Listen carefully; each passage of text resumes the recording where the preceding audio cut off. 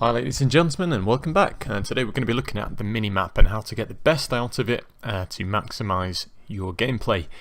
Now the minimap has got to be one of the most important tools that you have in the game, and it also appears to be one of the most undervalued ones or underused ones, certainly by some people. They don't ever seem to look at their minimap, they only ever seem to look at what's around them. But it's really important because it gives you, to quote Sterling Archer, situational awareness. And you should always be constantly, a bit like when you're driving, you check your mirrors, every now and then flick your eyes to them to make sure nothing's coming up behind you. Same thing with the minimap, you can tell where the enemies are.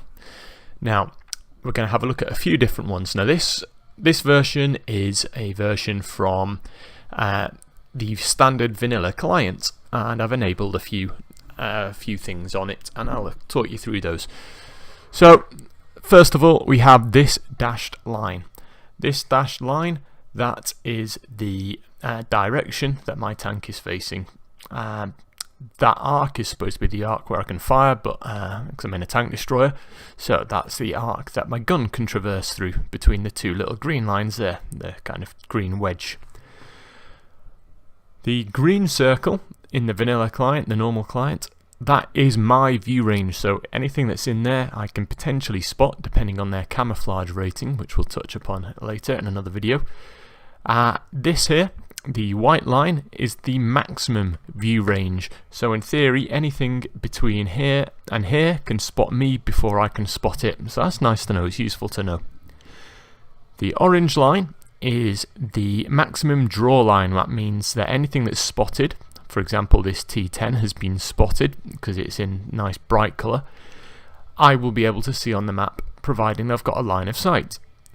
Anything that's in a kind of a faded circle, or faded, like this one here, like the Tiger 2, is no longer spotted. It has been spotted, that was his last known location, no longer spotted, and so I won't see him until he gets spotted again. Now this AT-15, even if he was currently being spotted right now, there is no way I would see him because he is outside of the maximum draw circle. So that means that I can't, under any circumstances, see him and be able to shoot him. I mean, I can shoot shots in his direction where I think he might be, but that's not necessarily guaranteed to hit. Other things to note: you get your green circle for your cap circle, red circle for their cap circle. If you're on a a neutral mission, you're going to get a white circle, which is where the base would be for that. Furthermore, you can see terrain features, like you can see water, you can see cliffs, you can see buildings, you can see fields, but that's not massively useful. But one of the really useful things as well is the grid system. So if you want to alert your team to the fact that there's an enemy around here somewhere, you can press Control and then move your mouse across and click on that square, and in game that will flash up a message and it will just say attention to J1. But it's also very, very useful to be able to read these squares, for example C5 or J4. Okay, so you can communicate with your team and you can give them a little bit of hints and advice where you think the enemy might be and stuff like that. Now, if you've installed mod packs like the stuff from Aslan's mod pack that I use, your minimap will look slightly different. Your minimap will look like this. Okay, so this time I have a blue circle, dark blue circle, which is my view range. The orange circle, which is the maximum view range, and the red line, which is the maximum draw range. So they're the same, but you'll notice that I've got a few more things on my minimap now. I've got this light blue, this turquoise circle around my tank. That's a 50-meter radius. Anything that comes in that radius, any enemy tank, will automatically spot me, and I will automatically spot it, which is useful to know so you can keep yourself. So for example, if you've got an enemy tank that's up there and you want to sneak around, this way, so if we're coming down this way, you know there's an enemy tank there, you know that you've got to keep that circle from touching or including this guy up here, because otherwise he'll spot you and you'll spot him. The dashed line this time, the dash and dot line, turquoise line, is the direction that my gun is facing in. and the blue line is green line, sorry, is the direction my tank is facing in.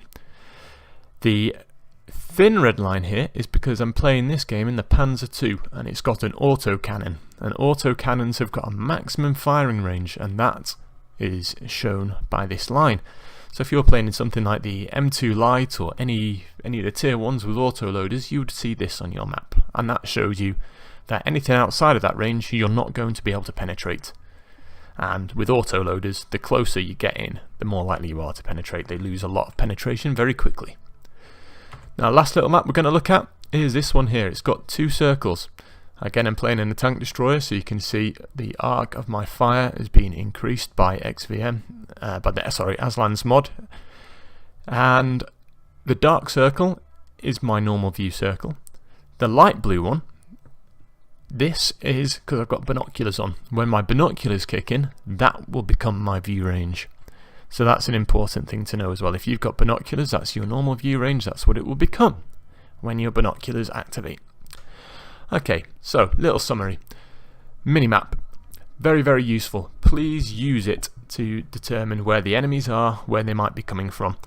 Also, if you're pushing up and you're the only person on a flank, you're going to want to double back and come back around, or ask for help to come and support you. If you push, a lot of the time, if you push down an empty flank, you'll meet 2 or 3 enemies, sometimes 4 or 5, and you'll get your arse kicked. Also, you can see if a flank is collapsing and you need to switch perhaps, or move over, or if people are coming to your base to start capping, you know that you can start heading back so you can defend your base, get yourself in a position. For example, green base here, if the enemies had broken down here, I might set up about here, say, to try and snipe into it and then dart behind cover. So that's very useful.